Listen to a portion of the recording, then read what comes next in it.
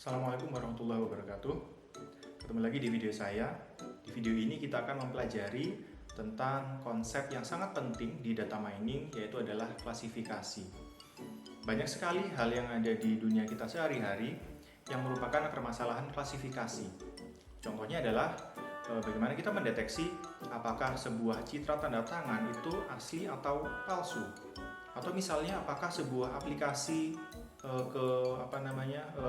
kredit bank itu dia berpotensi untuk gagal bayar atau tidak, dan lain-lain. Banyak sekali hal yang ada di kehidupan kita sehari-hari yang merupakan permasalahan klasifikasi. Bagaimana itu konsep dan teknik klasifikasi? Mari kita bahas. Jadi, pertama-tama klasifikasi adalah sebuah analisis data yang dari sebuah data kita mengekstrak sebuah model.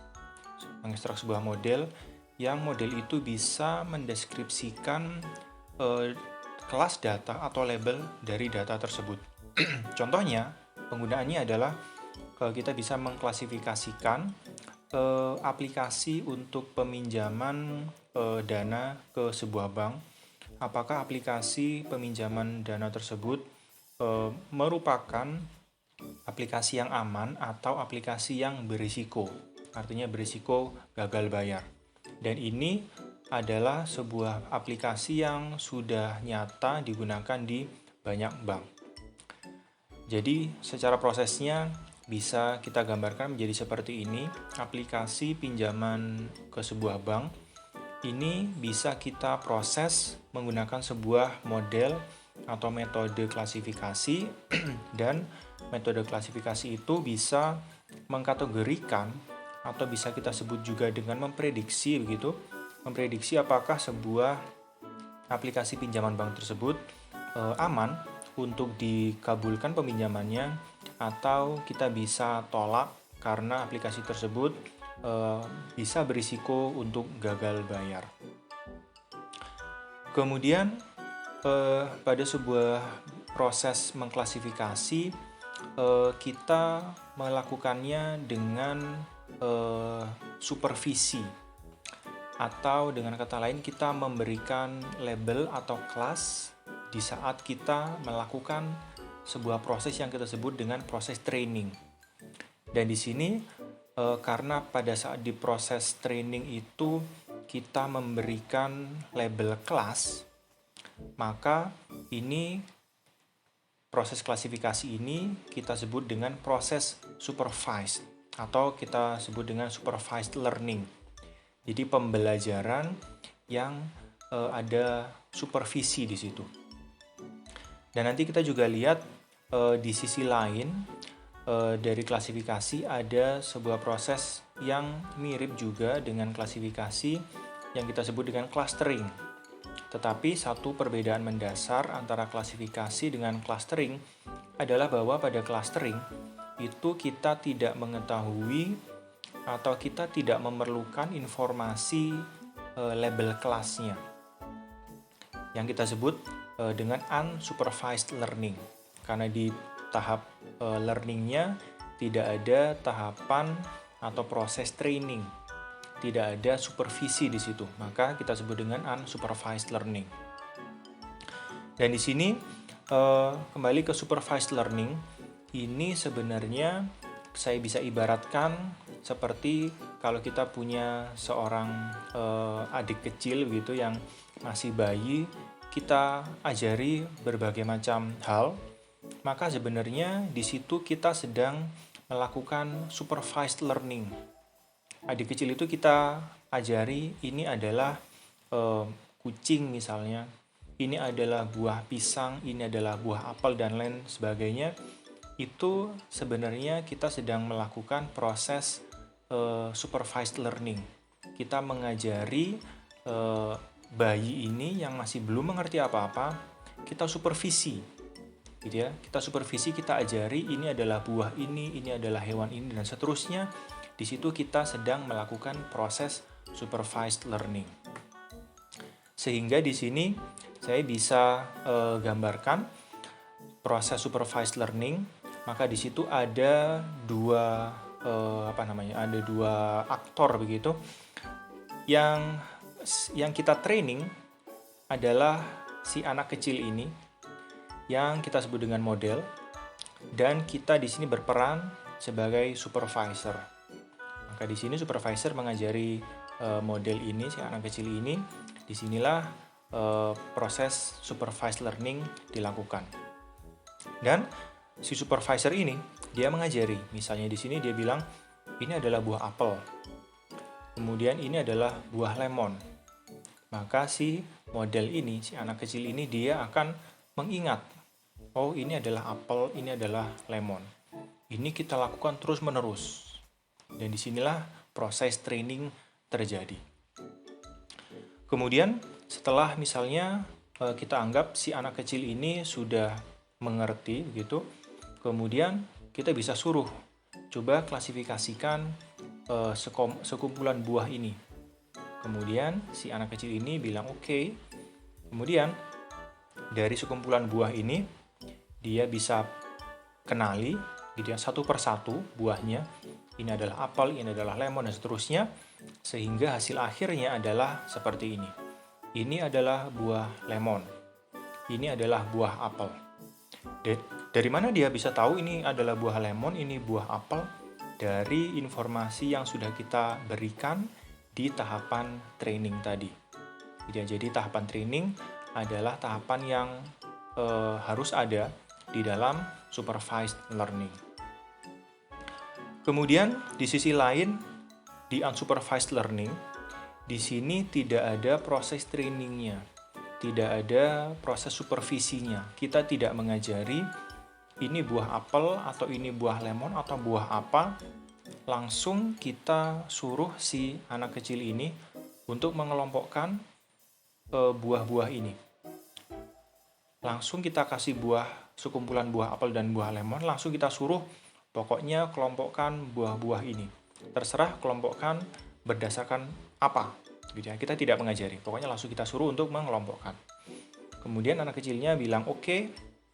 Kemudian si anak kecil ini secara atau menggunakan intuisinya begitu, dia langsung mengelompokkan menjadi 2 kelompok. Di sini buah yang berwarna kuning gitu ya. Di sini kita tidak tahu buah kuning ini apa, buah yang merah ini apa, pokoknya dia bisa kelompokkan ini adalah buah kuning, ini buah yang berwarna merah gitu ya. Maka hasil akhirnya adalah seperti ini. Sekali lagi, si anak kecil ini tidak mengetahui buah ini buah apa, gitu ya. Buah yang warna kuning ini apakah buah lemon atau buah apa, dia tidak tahu. Begitu juga dengan buah yang berwarna merah, dia tidak mengetahui ini buah apa. Pokoknya dia langsung mengelompokkan secara intuitif. Kemudian bisa digambarkan juga perbedaannya antara supervised learning dan unsupervised learning. Jadi untuk supervised learning di sini untuk datanya gitu ya, datanya selalu ada kolom kelasnya atau labelnya. Biasanya diletakkan di kolom yang paling akhir, di paling kanan seperti ini. Sedangkan untuk yang unsupervised, karena di sini kita tidak memperhitungkan atau memproses label atau kelasnya, maka tidak ada kolom ini tadi, tidak ada kolom kelas atau kolom labelnya. Hanya berisi atribut-atribut yang lain, misalnya warna, bentuk, dan berat buahnya, misal seperti itu. Kemudian penggambaran lain antara klasifikasi dengan clustering tadi atau supervised learning dengan unsupervised learning adalah di sini kita gambarkan buah apel dan buah lemon menjadi titik-titik data seperti ini. Maka di klasifikasi atau supervised learning kita seperti membuat atau mencari sebuah garis pemisah yang bisa memisahkan antara kedua kelas. Dalam hal ini kelasnya adalah apel dan lemon. Kita mencari garis ini. Dan inilah yang dicari saat kita melakukan proses training. Kemudian di sisi lain di clustering atau unsupervised learning, di sini yang dilakukan sebenarnya sama. Kita juga mencari garis pemisah ini, tetapi kita tidak memperhitungkan masing-masing data ini kelasnya apa. Ya, tidak ada informasi ini kelas apel kah, atau kelas lemon kah, atau kelas jeruk kah, atau kelas yang lain. Tidak ada informasi tentang kelasnya. Kemudian metode-metode untuk klasifikasi ada cukup banyak. Di sini beberapa adalah ada decision trees, kemudian logistic regression, neural networks atau jaringan saraf tiruan, support vector machine atau SVM, ada naive Bayesian, dan masih banyak lagi yang lainnya. Bahkan juga beberapa metode ini bisa kita gabungkan yang kita sebut dengan ensemble method. Begitu juga untuk metode-metode untuk clustering juga ada berbagai macam juga. Kemudian tadi kita bandingkan antara klasifikasi dengan clustering. Dan di sini klasifikasi itu identik dengan istilah supervised learning. Jadi di banyak referensi antara klasifikasi dengan supervised learning itu seringkali istilahnya bertukar-tukar gitu. Sedangkan untuk unsupervised learning dengan clustering juga sama, istilahnya sering bertukar-tukar. Dan di sini untuk klasifikasi itu karena kita melakukan proses training, ada proses training di situ, maka kita perlu untuk membagi seluruh data menjadi dua bagian, yaitu data training dan data testing. Ya. Sedangkan untuk clustering, karena tidak ada proses atau fase training, maka tidak ada pembagian data. Tidak dibagi menjadi data training atau data testing. Jadi langsung digunakan semuanya menjadi satu kesatuan. Sedangkan di klasifikasi dibagi menjadi dua, yang cara ini atau teknik ini kita sebut dengan holdout method. Nanti kita juga akan lihat bagaimanakah secara detailnya holdout method ini. Kemudian kita lihat bagaimana fase atau tahapan yang dilakukan di klasifikasi atau supervised learning. Di sini ada dua fase, yaitu fase training dan fase testing. Di fase training kita menggunakan data training, dan nanti di fase testing kita menggunakan data testing. Pastinya yang kita lakukan lebih dulu adalah fase trainingnya dulu. Di sini di fase training, data training kita masukkan ke sebuah model. Di sini awalnya model ini atau metode klasifikasi ini awalnya masih belum di training, maka kita sebut dengan untrained model. Kemudian data training ini masuk ke model tersebut, kemudian kita melakukan proses training di situ menggunakan data training ini. Kemudian setelah proses training selesai, maka model yang tadinya untrained, masih belum di training, maka akan menjadi trained model. Modelnya menjadi sudah di training. Kemudian setelah fase training ini selesai, kita bisa melangkah ke fase testing. Di sini di fase testing ini, trained model yang dihasilkan dari fase training kita bawa ke fase testing. Maka kemudian data testing masuk ke trained model tadi, hasil dari training tadi, maka hasilnya adalah informasi berupa kelas atau label atau kategori. Sedangkan di sisi lain untuk clustering atau unsupervised learning, karena tidak ada fase training dan testing, maka fasenya hanya ada satu, yaitu clustering. Langsung keseluruhan data langsung kita masukkan ke model atau metode clusteringnya, langsung menghasilkan sebuah informasi berupa data yang sudah terpisah-pisah atau terbagi-bagi atau tercluster. Kemudian kembali ke supervised learning. Di sini tadi kita saya bilang tadi bahwa supervised learning identik dengan klasifikasi. Nah, sebenarnya di sini ada lagi sebuah tipe dari supervised learning yang informasi luarannya berbeda, yang kita sebut dengan prediksi atau juga regresi.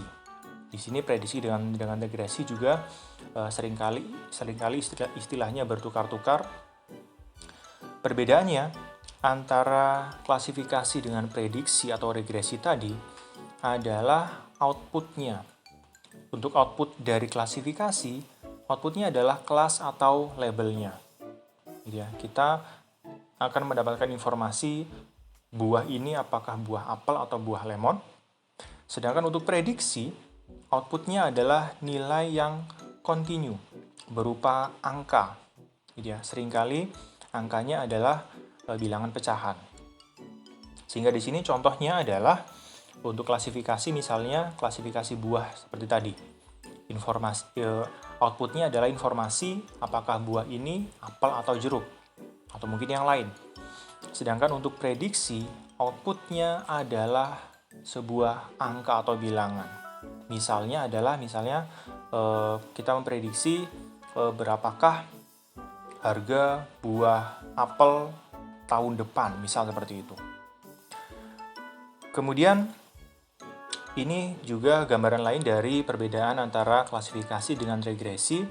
Untuk klasifikasi masih sama dengan gambaran yang tadi, kita memisahkan titik-titik data dengan sebuah garis seperti ini, sehingga kita bisa mengetahui suatu buah itu merupakan atau masuk ke kelas apelkah atau ke kelas lemonkah.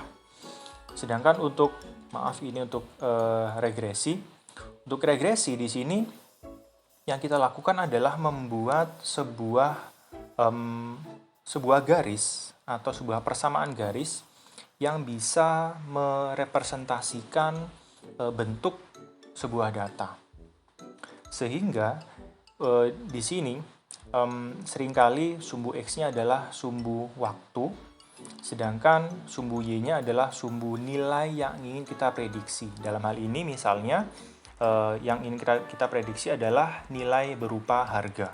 Maka sumbu Y-nya adalah sumbu harga. Maka di sini kita bisa memprediksi harga suatu barang gitu ya di masa depan. Gitu ya, karena kita sudah memiliki persamaan garis yang merepresentasikan data ini, maka kita akan bisa pakai untuk memprediksi harga barang tersebut di masa depan, gitu ya. Karena di sini garisnya kita bisa tarik terus ke sana. Kemudian kembali ke supervised learning, di situ ada proses training. Nah, proses training sebenarnya yang dilakukan di dalam proses itu adalah melakukan konfigurasi, gitu ya, terhadap sebuah model yang kita punya. Kita konfigurasi sedemikian rupa sehingga model ini mencapai state atau kondisi fitnya atau kondisi terbaiknya. Maka kemudian setelah nanti kondisi fit ini tercapai, maka kita bisa bilang bahwa model itu sudah selesai di training, gitu ya. Jadi ada kondisi fitnya atau kondisi terbaiknya.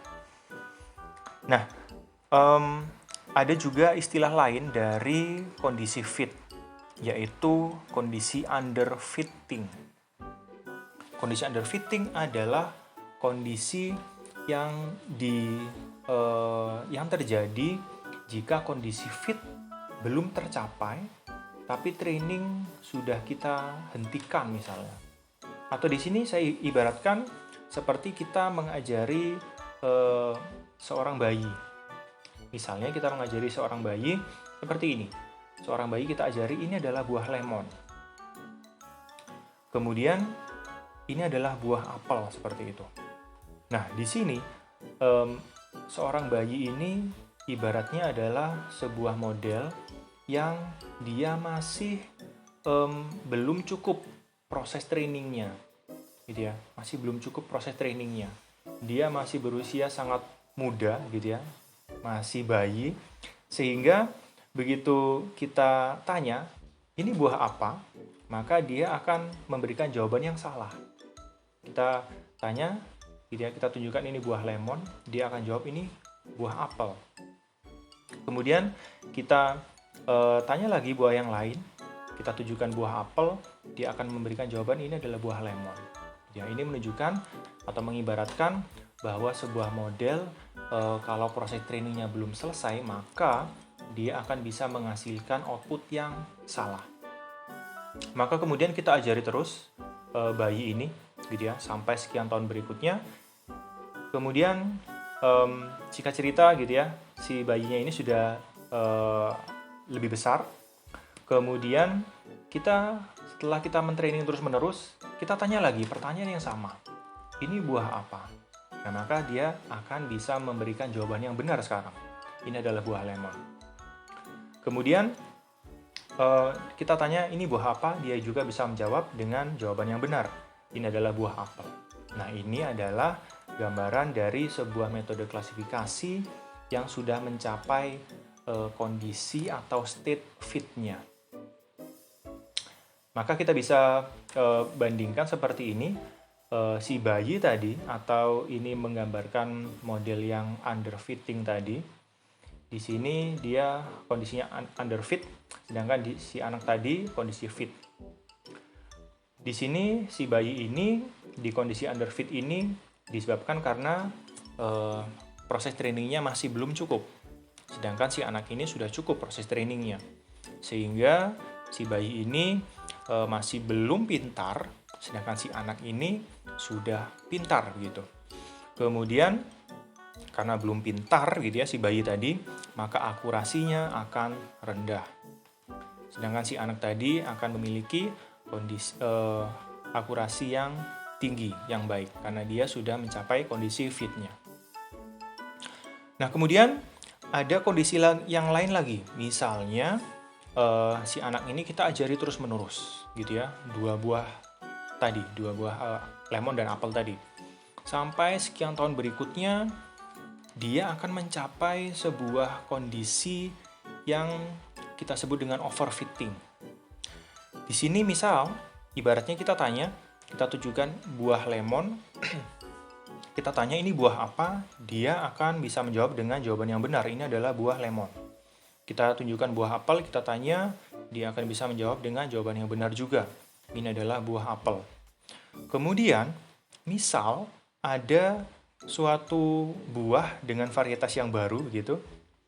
Di sini kita tunjukkan dia suatu buah lemon, tetapi seumpama di sini dia warnanya baru, warnanya merah. Jadi seumpama di sini ada buah yang varian baru yaitu lemon yang berwarna merah. Nah, di sini si anak tadi karena dia sudah sangat hafal dengan warna buah apel, yaitu warna buah apel adalah merah, dia akan menjawab dengan jawaban apel. Padahal ini adalah sebuah lemon yang dia berwarna merah. Di sini dia memberikan jawaban yang salah, karena dia menjawab berdasarkan informasi warna saja, gitu ya. Dia melihat di sini warnanya merah, maka dia jawab apel. Padahal ini sebenarnya adalah buah lemon yang berwarna merah. Sebaliknya, di sini kita tunjukkan suatu buah yang berwarna kuning seperti ini. Di sini dia seumpama ada sebuah apel yang warnanya kuning seperti ini. Seumpama ada varian baru begitu, maka si anak ini juga akan menjawab dengan jawaban yang salah. Karena dia sudah sangat hafal dengan warna lemon yaitu kuning, maka dia langsung menjawab ini adalah buah lemon. Padahal sebenarnya ini adalah buah apel yang berwarna kuning. Nah, apa artinya di sini? Di sini artinya adalah bahwa si anak ini dengan proses training yang kita sudah lakukan sekian tahun, sudah sangat lama, bahkan terlalu lama. Di sini dia mencapai suatu state atau kondisi yang kita sebut dengan kondisi overfitting.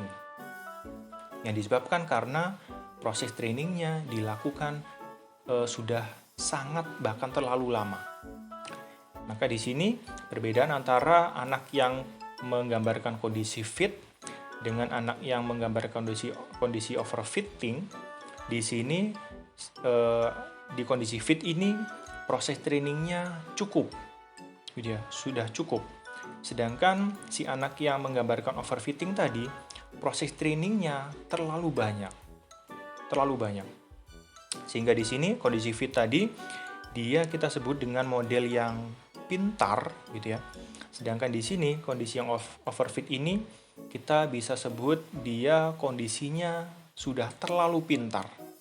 Nah, disinilah kondisi yang terlalu pintar tadi yang disebabkan karena proses training yang terlalu lama tadi ini menghasilkan performance yang justru jelek, gitu ya.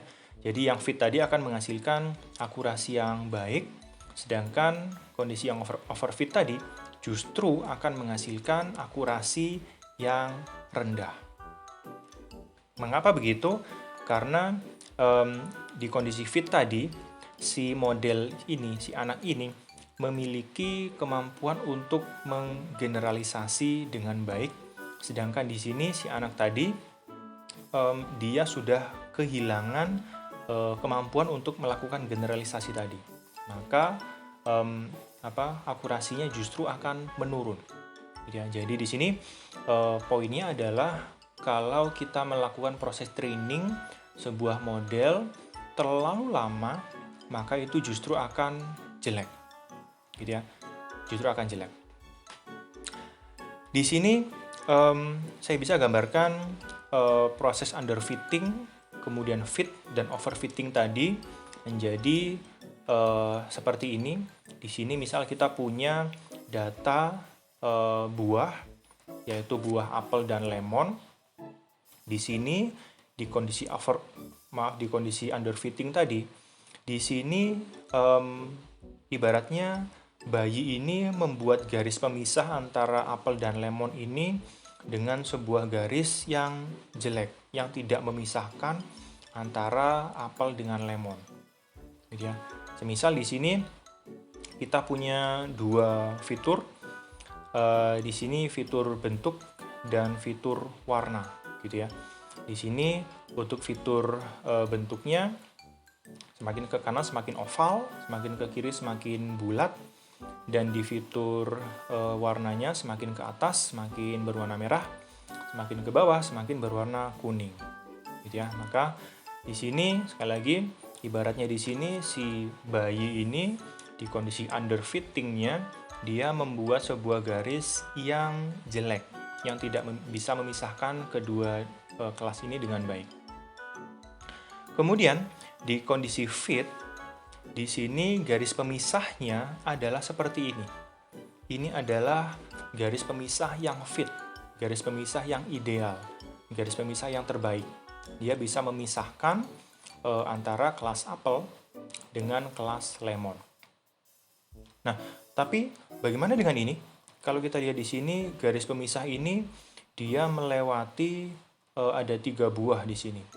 Di sini buah lemonnya akan dilewati seperti ini, begitu juga dengan buah apel dan buah lemon yang di sini.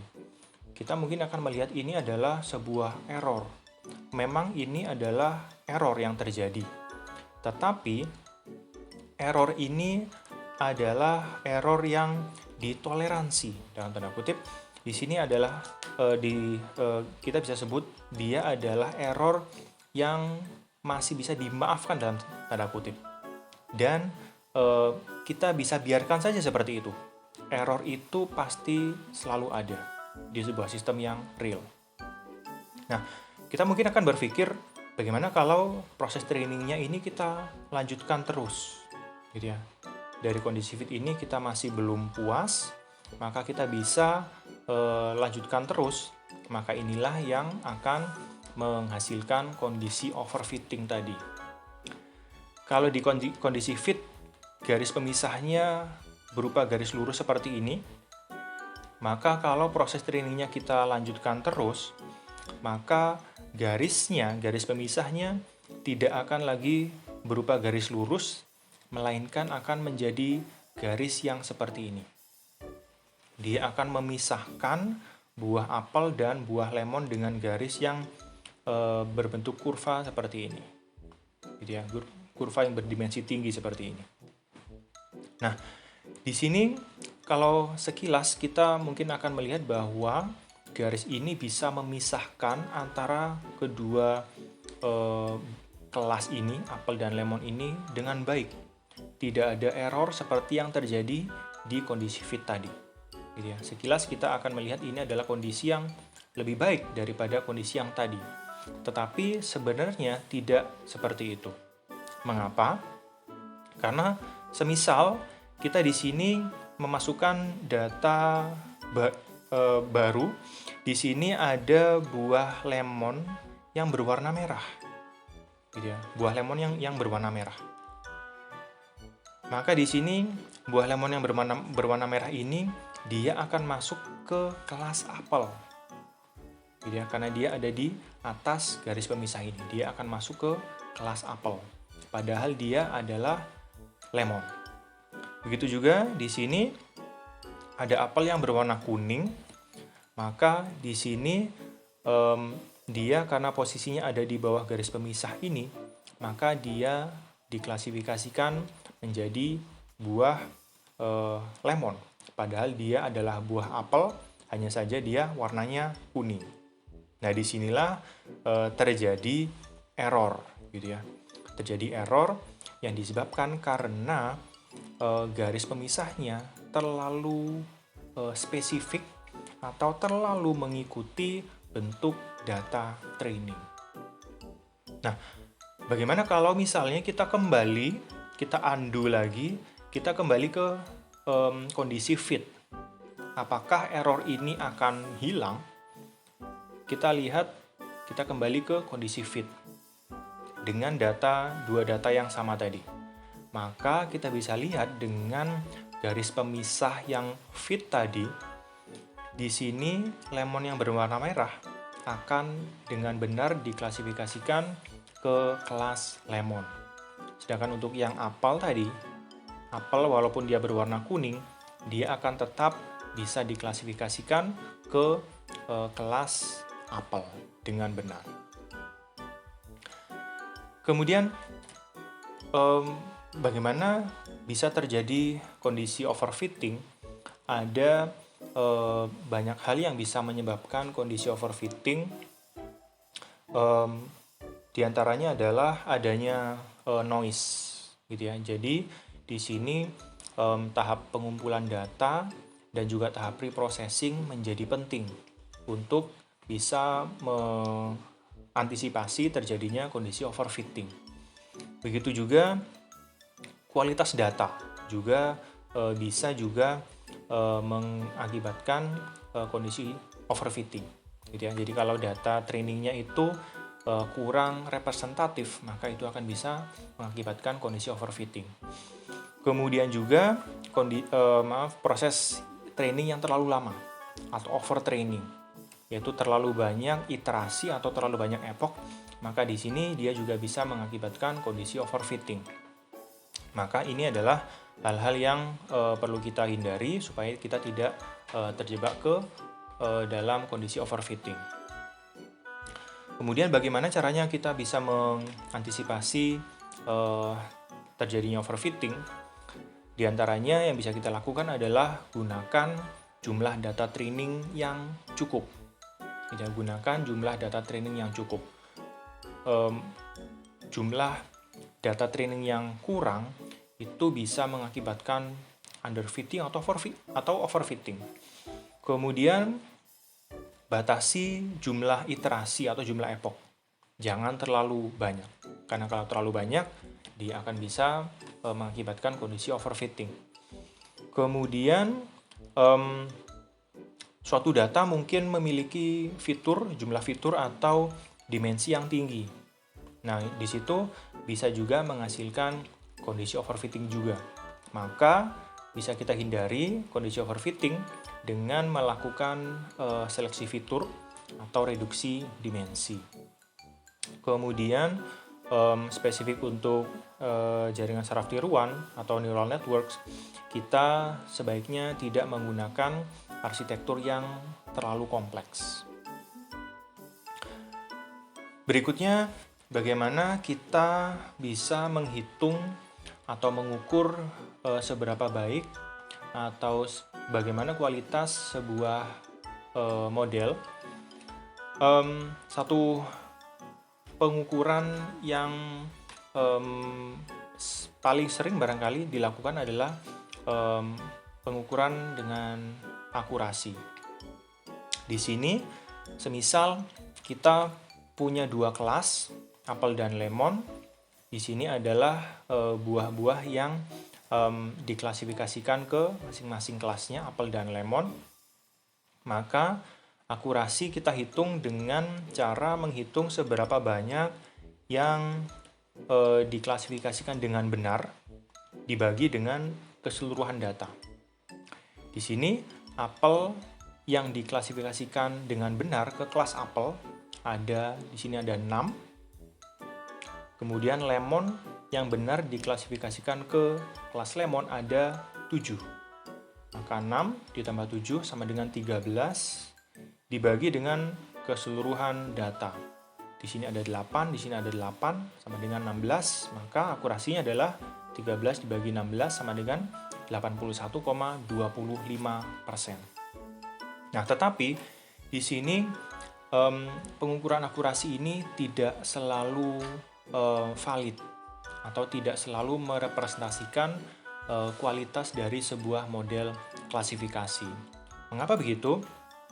Kita lihat di sini, semisal kita melakukan klasifikasi terhadap sebuah data, buah, apel, dan lemon, kemudian model kita itu semisal tidak kita training, langsung dia menghasilkan klasifikasi, pokoknya buah apapun diklasifikasikan sebagai buah apel. Semua buah diklasifikasikan sebagai buah apel.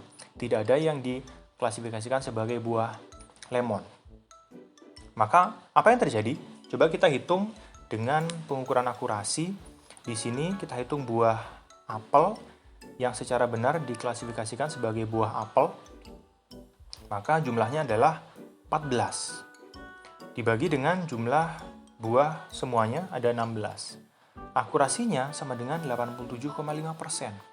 Angka yang cukup tinggi untuk sebuah ukuran akurasi. Padahal di sini kita membuat atau menggunakan sebuah model yang dengan kata lain ngawur gitu ya. Di situ semua buah diklasifikasikan sebagai buah apel semuanya. Ya, tapi dengan menggunakan data yang seperti ini, kita bisa mendapatkan akurasi yang tinggi, 87,5%. Nah, maka di sini terlihat bahwa ada masalah dengan pengukuran akurasi. Metode yang ngawur tadi, mengapa bisa mendapatkan akurasi yang tinggi? Nah, maka di sini ada sebuah masalah dari pengukuran akurasi. Jadi metode klasifikasi yang jelek di sini dengan pengukuran akurasi kita bisa mendapatkan angka yang tinggi. Maka bagaimana solusinya? Nah, di sini kita menggunakan pengukuran yang lain, yaitu ada sensitivity dan specificity. Bagaimana cara membuat atau menghitung ini? Pertama, kita membuat sebuah tabel atau matriks yang kita sebut dengan confusion matrix. Bagaimana cara membuatnya? Di sini kita asumsikan dulu, misalnya di sini buah apel, kita asumsikan dia adalah kelas positif dan kelas lemon adalah kelas negatif. Kemudian di sini kita membuat sebuah tabel atau sebuah matriks seperti ini. Jadi, berapa jumlah buah yang dikenali sebagai apel dan dia memang benar sebuah apel. Maka jumlah itu kita sebut dengan true positif. Jadi sekali lagi, buah apel adalah buah yang positif. Di sini, kalau buah itu dikenali sebagai apel, dan memang benar dia buah apel, gitu ya, maka dia positif yang true. Maka kita sebut dengan true positif. Kemudian, misal di sini buah apel, buah yang dikenali sebagai apel, tetapi sebenarnya dia adalah buah lemon, gitu ya. Maka dia adalah buah yang dikenali sebagai kelas positif, tapi sebenarnya dia kelasnya negatif, gitu ya. Jadi dia buah yang dikenali sebagai positif tapi false, karena dia sebenarnya adalah negatif. Maka kita sebut dengan false positif, FP. Berikutnya, buah yang dikenali sebagai kelas lemon atau negatif, tetapi sebenarnya dia false, sebenarnya dia adalah kelas positif. Maka kita sebut dengan false negatif. Nah, terakhir, buah yang dikenali sebagai buah lemon, buah negatif, dan dia memang benar sebuah lemon atau kelas negatif. Maka dia di sini kelas negatif yang true. Dia memang benar dia kelasnya negatif. Maka di sini kita punya 4 angka, true positif, false negatif, dan true negatif. Maka di sini kita bisa menghitung seperti ini untuk true positifnya. Sekali lagi, kelas apel adalah kita asumsikan kelas positif, kelas lemon kelas negatif. Kemudian true positif kita hitung dengan di sini berapa banyaknya buah apel, buah positif yang benar diklasifikasikan ke kelas apel atau kelas positif. Maka ini adalah jumlah true positif. Berikutnya, false positif. Buah yang kita klasifikasikan ke kelas apel, padahal dia sebenarnya adalah lemon. Maka dia false. Maka kita sebut dengan false positif. Kemudian, berikutnya, buah yang kita kenali sebagai negatif atau lemon, dan dia memang kelas negatif atau kelas lemon, maka dia kita sebut dengan true negatif. Kemudian yang terakhir false negatif, buah yang kita kenali sebagai negatif atau lemon, padahal dia sebenarnya adalah kelas positif, maka kita sebut dengan false negatif. Nah, jumlah-jumlah tadi kita masukkan ke matriks tadi, atau kita sebut dengan confusion matrix. Maka di sini kita hitung untuk akurasinya dengan cara yang sebelumnya tadi, menghasilkan angka 81,25%. Sedangkan untuk sensitivity kita bisa hitung dengan true positif dibagi dengan keseluruhan positif. Maka di sini true positif ini 6 kita bagi dengan keseluruhan yang positif, yaitu 6 plus 1 sama dengan 7. Sama dengan 85,71%. Ini adalah sensitivity-nya.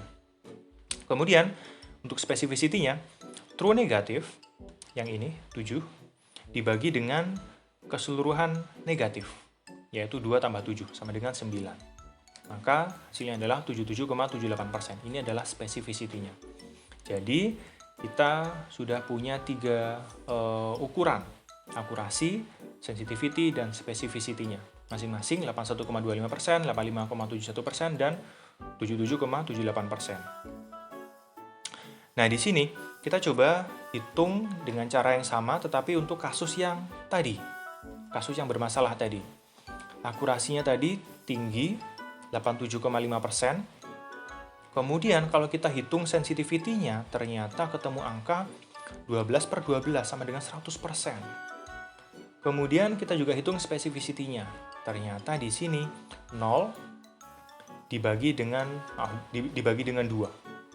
0 dibagi dengan 2 sama dengan 0%.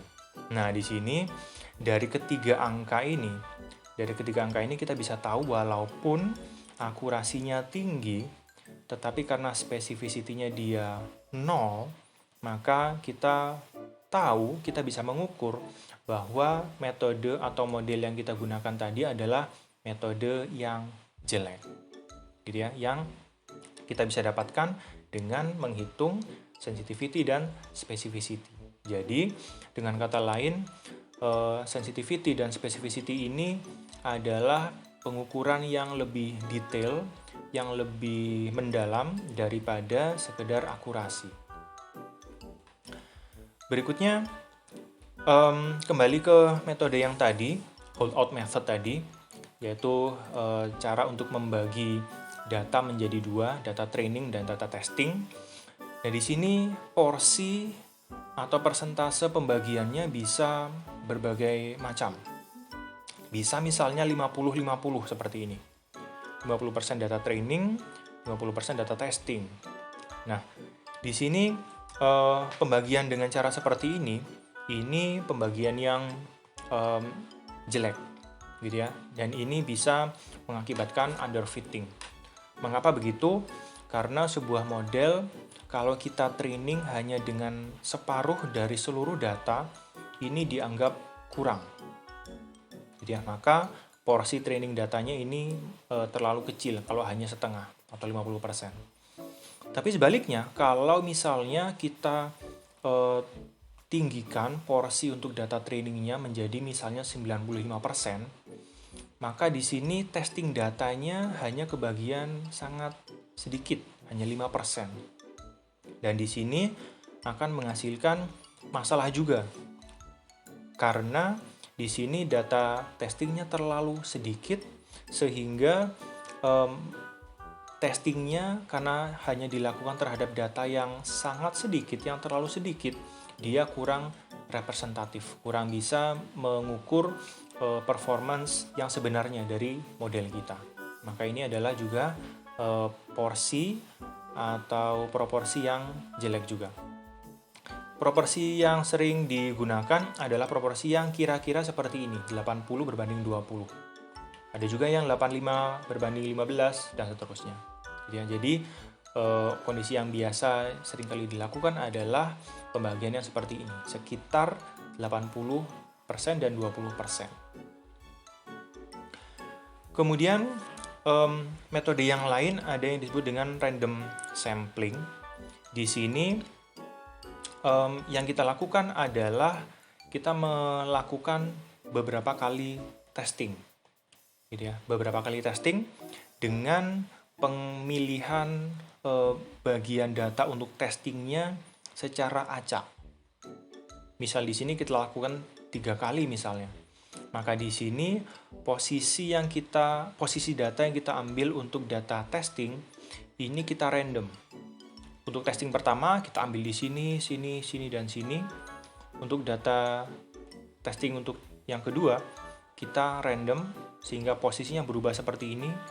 Untuk ketiga berubah lagi seperti ini kita tentukan secara random. Sehingga karena kita di sini misalnya melakukan 3 kali proses testing, maka kita akan mendapatkan 3 angka akurasi.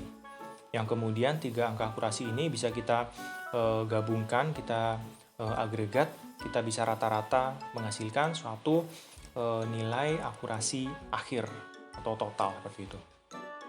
Itu kita sebut dengan random sampling. Berikutnya, yang sering kali juga dilakukan adalah cross validation. Ini adalah pendekatan yang sering kali atau banyak dianggap sebagai pendekatan yang lebih representatif, gitu ya, untuk mengukur sebuah model terhadap data yang kita punya. Terlebih ini bagus digunakan kalau data kita berjumlah sedikit. Apa itu cross validation? Di sini cross validation kita kalau kita ibaratkan data kita adalah sebuah kertas, di sini kita lipat-lipat kertas itu menjadi sekian lipatan, menjadi K lipatan, gitu ya, menjadi lipatan sejumlah K. Sehingga di sini kita punya lipatan 1, 2, 3, 4 sampai 5. Maka kemudian di sini semisal kita lipat menjadi 5 lipatan seperti ini, maka kemudian proses training dan testingnya kita juga lakukan 5 kali. Dan di sini jumlah lipatannya terserah kita, bisa 3, 4, 5 dan seterusnya. Di sini saya contohkan misalnya jumlah lipatannya atau K-nya berjumlah 5. Maka seperti kita lipat menjadi 5 lipatan seperti ini. Maka proses training dan testingnya kita lakukan sebanyak 5 kali dengan posisi data testingnya bergeser-geser seperti ini. Jadi di proses yang pertama, lipatan pertama kita gunakan sebagai data testing. lipatan kedua, 3, 4, dan 5 kita gunakan sebagai data training. Kemudian di yang kedua, lipatan yang kedua kita gunakan sebagai data testing. Lipatan yang pertama, yang ketiga, keempat, dan kelima kita gunakan sebagai data training. Dan seterusnya seperti itu. Kita lakukan ini 5 kali, yang kemudian kita menghasilkan 5 angka akurasi, gitu ya, maka itu bisa kita rata-rata. Nah, apa kelebihan dari metode ini sehingga dia dianggap sebagai pendekatan yang lebih representatif untuk mengukur performance sebuah model? Itu adalah karena dengan cross-validation seperti ini, semua bagian data itu akan pernah digunakan sebagai data training maupun data testing. Maka di situ dengan begitu, dengan semua bagian data pernah digunakan sebagai data training dan testing, dia dianggap bahwa ini adalah pendekatan yang lebih representatif seperti itu. Kemudian, maka dengan 5 lipatan data seperti ini, atau jumlah K sejumlah 5 seperti ini kita bisa sebut dengan 5-fold cross-validation. Jadi, atau seringkali juga disebut dengan K-fold, karena di sini kita pilih K-nya, gitu ya.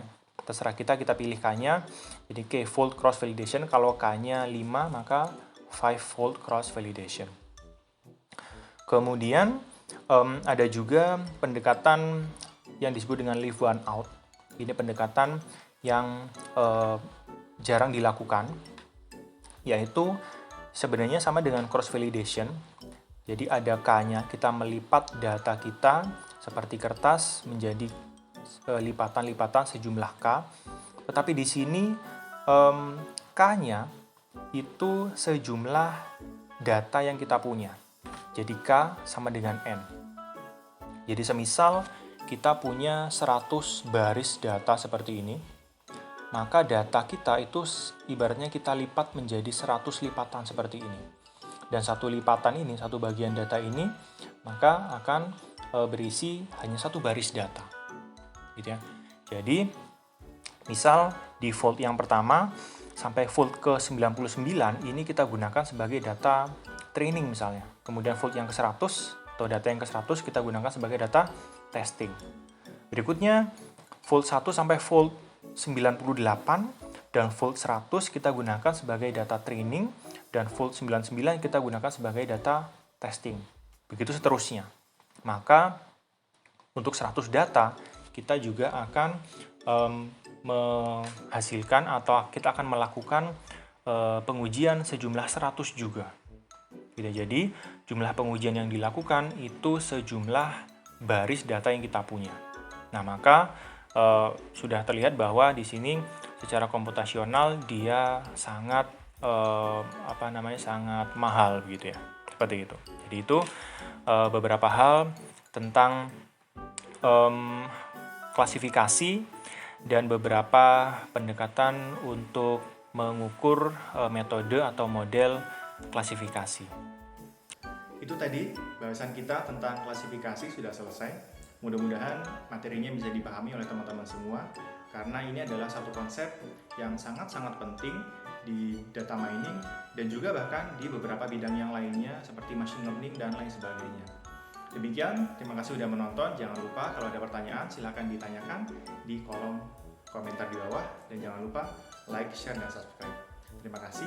Assalamualaikum warahmatullahi wabarakatuh.